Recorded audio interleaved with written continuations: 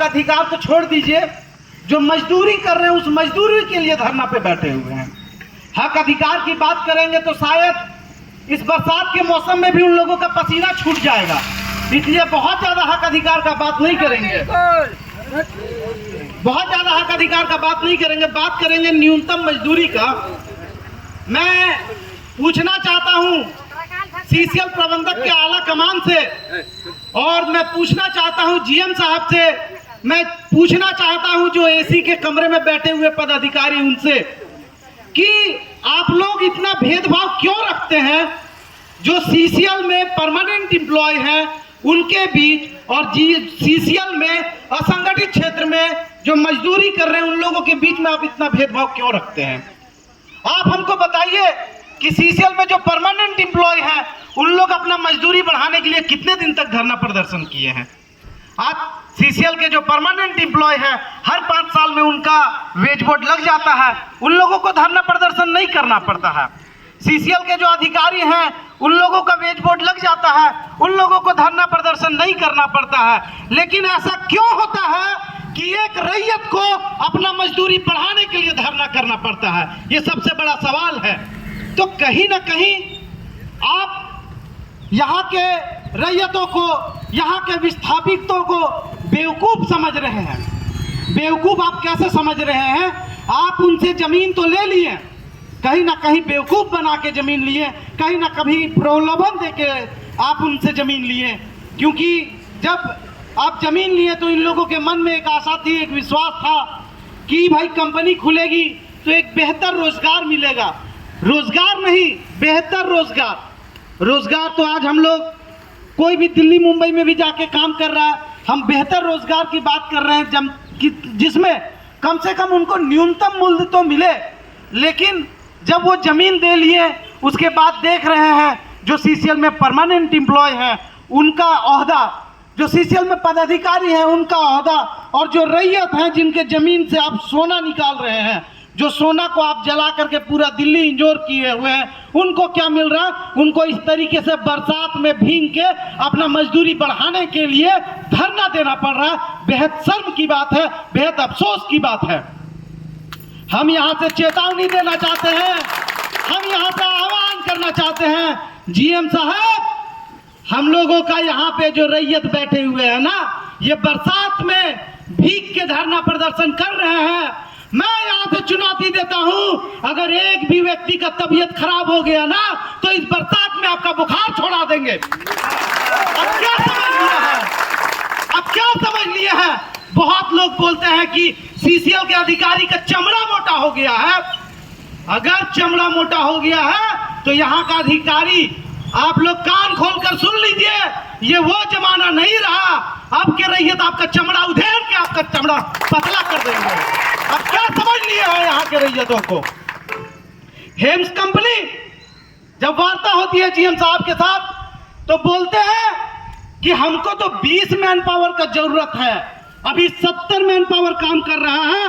तो मैं आपसे पूछना चाहता हूं कि जो बाकी के 50 है उसको क्या आप बैठा के चाय पिलाते हैं?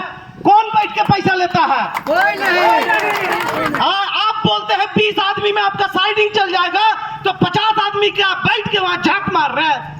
क्या उनके लिए एसी का कमरा बना दिए हैं क्या कि 50 मजदूर वहां पे जाके बैठते हैं और बैठ के हाजिरी ले रहे हैं? अगर 70 आदमी वहां पे काम कर रहा है इसका तय मतलब है कि वहां पे 70 आदमी की जरूरत है। और अगर यदि वहां पे 70 आदमी काम कर रहा है और 70 आदमी का वहां जरूरत है तो ये ढकोसला नहीं चलेगा कि 20 आदमी का जरूरत है। काम लीजिएगा 70 आदमी से, काम कराइएगा 70 आदमी से और बोलिएगा जरूरत है 20 आदमी का। और कितना बेवकूफ समझते हैं आप झारखंडी को? कब तक बेवकूफ समझिएगा? अब वो जमाना नहीं रहा साहब, अब के युवा जाग चुके हैं, इसलिए जरा होश में रहिएगा। पिपरवार की धरती से एक नया उलगुलान आया है, जो उलगुलान पूरे सीसीएल में फैलेगा।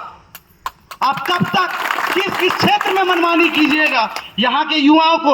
और मैं हेम्स कंपनी को चुनौती देता हूँ, हेम्स कंपनी वाले, या तो इनका मजदूरी देने पे आप सहमति बनाइए, नहीं तो बोरिया बिस्तर समेट के छत्तीसगढ़ वापस जाने का तैयार रहिए।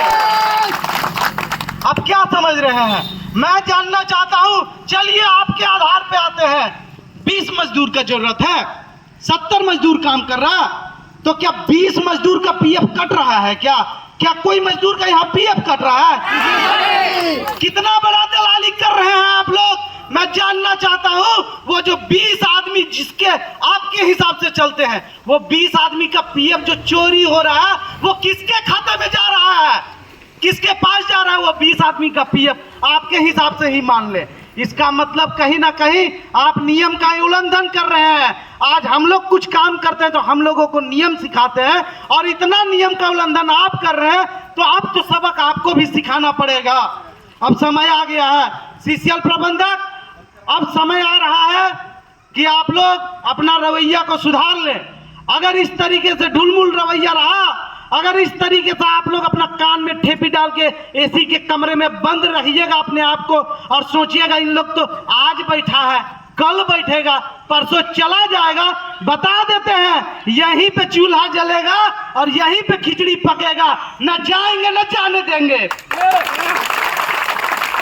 अगर यदि हम अपना घर छोड़ के अपना मजदूरी के लिए यहाँ आए हैं, तो घर से तो छोड़ के आपको मजबूर कर देंगे कि आप जीएम ऑफिस में ही अंदर रहिए। फिर जितने दिन तक हम लोग बाहर बैठेंगे उतने दिन तक आप लोग अंदर बैठिए, हम लोग सड़क से लड़ेंगे, आप ऑफिस से लड़िए, और लड़ाई यार पार कर लड़ेंगे।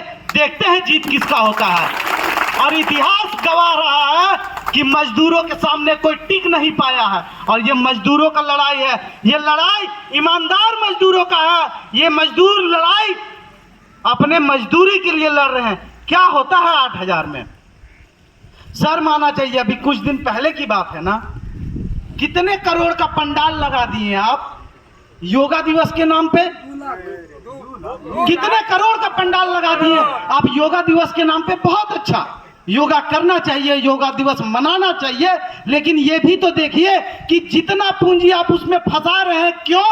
कि दिल्ली के मंत्री जी आएंगे तो खुश हो जाएंगे कि जीएम साहब जबरदस्त काम कर रहे हैं। अरे तेरी के सूचना तो यहाँ से दिल्ली तक भी जाएगा, और कब जाएगा? जब ये जो कोयला लदा आपका रैक निकल रहा है ना, जब रोकेंगे ना 3 दिन तक, और जब वहां अंधेरा छाएगा, तब पता चलेगा कि योगा अब करना कितना जरूरी हो गया है।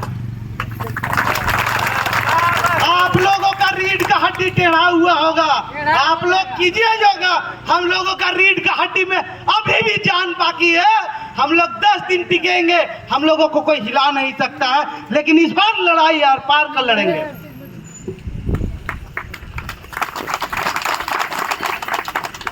ये जो रवैया बना है पिछले 2 साल 2.5 साल से हेम्स कंपनी